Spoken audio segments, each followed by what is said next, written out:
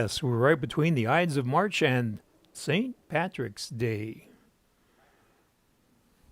Oh,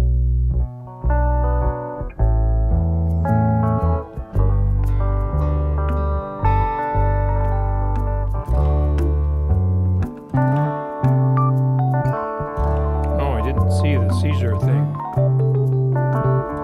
before.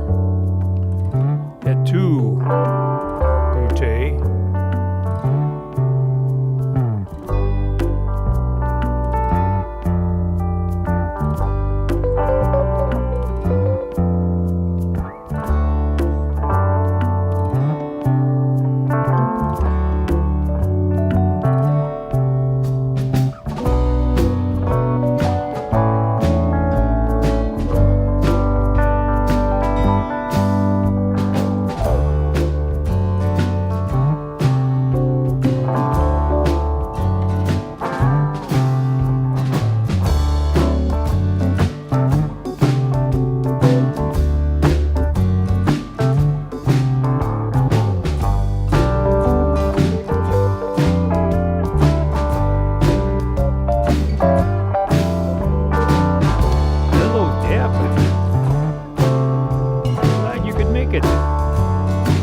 Thanks for joining us, everybody.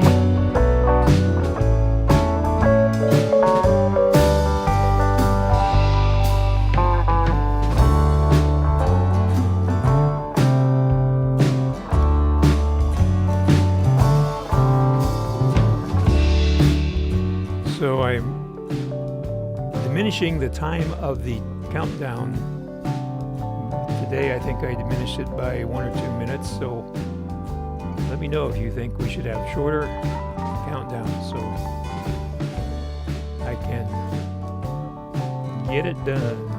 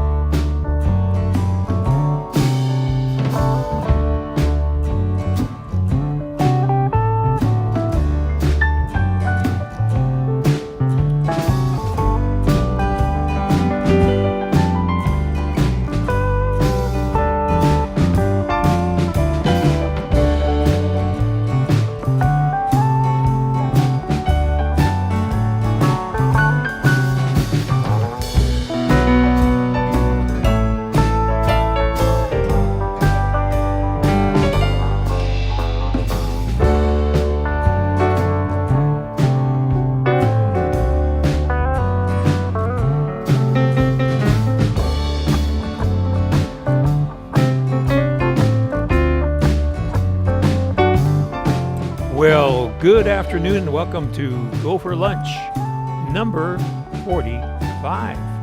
Can you believe it? I'm glad to see everybody here today. We're going to talk about Time Machine and how to restore your backups. But first, I want to wish everybody a happy St. Patrick's Day, which of course is tomorrow. And so that's why I'm not wearing the green, Kurt. Today is because it's tomorrow. Well, good afternoon and welcome to portion GoFor Lunch of our number 45. So this is a time machine checkup. I'm glad to see everybody here really today. Working? That is the question of the day. Time machine and here's a quote. Restore your backups. A backup is only as good as St. Patrick's Day. Let me try that again. A backup is only good if you can restore from it. So that's why I'm not wearing the green. I was going to say a backup is only as good as the restoration of a file. But well, I think you get the idea. So that is what we're going to so this is today. We're going to find out how to know if your time machine backup is working. Now, as you probably know, Time Machine is software that is built in to your Mac computer. Comes with the Mac operating system. Only good if you can and it automatically backs up everything that you create on your computer. The way Apple has it set up, it does it every hour. And the way I usually set it up for you is by adding a free little utility program that lets us back it up once a day. Your time machine, but it only works if you have an external hard drive plugged into your computer. I have been to some of your houses, so when I say, well, how's your time machine back up? And the answer is, oh, yeah, that drive's somewhere here. I don't know. Apple has it. I haven't seen it for a month or so. So don't be one of those people.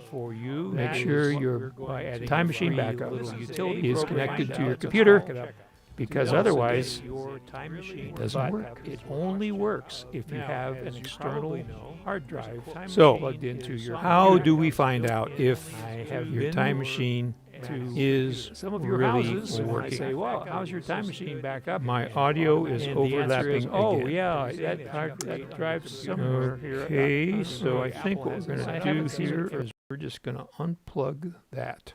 So, Bob, let me know if the audio delay has gone away. And while we're checking, say hi to Ann. Hello, Ann. And thanks, Kurt. And Gene is telling me that we're hearing double sound. So the reason we are hearing double sound is because I had my iPad plugged in, and the audio from that was coming in, even though I had it muted. Oh, I see. It unmuted itself. Okay, so are we good? Let me know if we're good. Thank you, Bob. So thanks everybody for letting me know. And Alexis says that helps. Or AZ Kurt tells us we're good now. So back to the show. Okay, so how do we enter Time Machine to restore a file? That is the question. How do you restore a file from Time Machine? So let's find out. So up in the menu bar, up here in your menu bar at the very top of your screen is a little logo that looks like that. It's a circle with an arrow, and in the center of the circle are clock hands. That is the Time Machine icon in your menu bar. Okay. And so let's jump in and actually check something. So we're going to go into our desktop. Okay, so up here, I know this is kind of tiny especially if you're watching this on an iPhone, but up here in the upper right portion of your menu bar is the Time Machine icon. In this case, it's just to the left of the little speaker icon. See it up there? Okay, so the first thing we want to do is, if that icon is not there, we want to make it there. So we're going to drop down here to our dock and click on the System Preferences icon, and then in the bottom line of the System Preferences, we're going to click on Time Machine. So if you're not seeing that little icon in your menu bar, you need to check at the bottom of this Time Machine window, this little check mark here, you see. So if it's not checked, check it, and that will put the icon up in the menu bar so you can constantly check and make sure your Time Machine is recording. Now that's only part of it. So we want to make sure that it's recording, and we want to make sure that you can restore it. So let's do this. Let's just show you how to do that. So now that we have the Time Machine icon up here in our menu bar, to restore a file from Time Machine, you click on the Time Machine icon and you enter Time Machine. Okay, so let's Actually, go back a slide here, and okay. So now this can be a wild ride. So fasten your seatbelt. So you can see here, I made it bigger on the slide so you can see it. So you enter. This is the drop-down menu. So there's another important factor here. You see here at the top in gray. Don't ask me why they make it in gray. It would be nice if they made it maybe in red or something that stood out a little more. But my time machine backed up on February 21st. It says here. Oh, okay. Let me rephrase that. So what I do for you and for me is I name the time machine drive with the date. And we'll talk about why I do that here in a minute. So this is the name of the time machine drive. Time machine February 21st. That's when that time machine drive was placed in service. The important information here is this computer was backed up today at 0301 in the AM. Okay? So if that's not clear, I got a little confused there.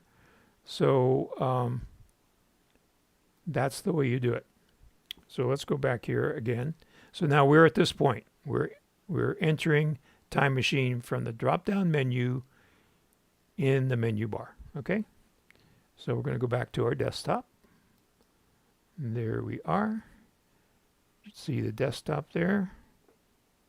And I'm getting my... Oh, that's not working. Oh, that's terrible. Sorry about that audio problem, but I think we've got that fixed. Okay, we're up here. We're going to time machine.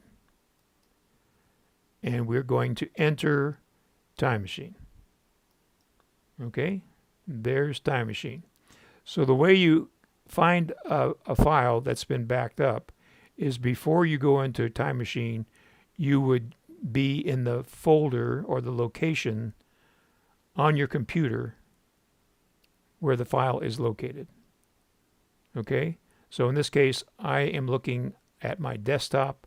I want to go back in time and find a file. So you can see here are the files that are on the desktop now. So this file here actually is one that I retrieved during rehearsal. But these are the files that are on right now today. So there's two ways to go backwards. One way is if you only need to go back a short distance, is you can use this up arrow. So here you can see it says today and now. So this is the current snapshot of your desktop. The other way that you can go back is when you go over here to the right hand side of your screen, you will see a timeline. So as we go back here, so there's today at 9:40. Now there's yesterday at 0301. That's the one that we saw in the time machine drop down in the menu bar. Then the previous one was March 14th, 13th, because I have my time machine backing up once per day. So that's why that's going on. So let's go way back. If you'll remember the Wayback Machine, we'll go to the Wayback Machine here. So we'll go back to February the 9th, which was the first day that this time machine drive was activated. So now watch what happens when we click. This is why you need your seatbelt on. Click. Oh, look at that. Okay, so now we're going back. So let's say here's a screenshot. And if I go back to now, so I'm going back to the lower right-hand corner of my screen, clicking on now, just to show you there's nothing up my sleeve, you can see that that particular screenshot is not there because it was white. These are all black. So again, we're going here, back to February the 9th, and here's a screenshot that has been trashed, deleted, it's gone. But it's not gone because you are using Time Machine. So you simply select the file, and then when you select the file, this button down here, which was grayed out, that says Restore is activated, and all you do is click on Restore. We leave Time Machine. We come back to our desktop, And voila, there is the file that we restored. We can take a quick look at that file and see that it is an Amazon rating for something. Copyworks with Alexa. Anyway, doesn't matter. So, that's the way it works. So we're going to get rid of that. And we are going to say, any questions so far? So, to underscore the importance of checking your time machine backups, that is how you do it, and you should do it on a schedule. I would say once a week would be good, once a month. If you're, just doing mail and web browsing on your computer, then that might be okay. But if you're doing any kind of a project, you're finishing chapters in your great American novel, anything like that, then you want to probably back up more often. And check your backups more often. Check and make sure you can restore.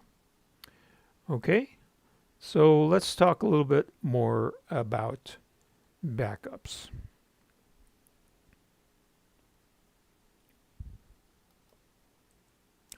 So, is a time machine backup enough? And the answer to that is no.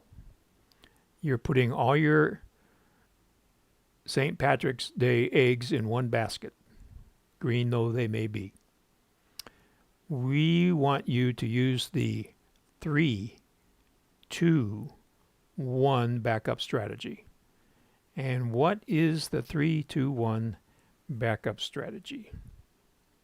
Well, here we can see that the 3-2-1 backup strategy is, let's see if we can get to that window. There we go. Okay. So the 3-2-1 backup strategy is right here. So it's having 3 total copies of your data, 2 of which are local but on different mediums or devices, and at least 1 copy which is off-site. Now the reason I went to this website called Backblaze is because this is the company that we recommend to have your off-site backup. So the nice thing about using Backblaze for that off-site backup is that they back it up on their end. So they're not just keeping 1 copy of your data, they are keeping a backup of your backup.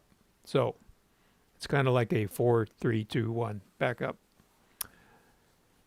Okay, now another reason we like Backblaze, which costs $60 a year, is that if the worst case scenario happens and all your data is lost or your computer is destroyed in a disaster, and then you get your new computer with the insurance money, you do have insurance, don't you? Then Backblaze, as part of their service, will send you a hard drive with all of your backed up data, so you can quickly and easily restore it to the new computer. You can restore it over the internet, like it's being backed up every day.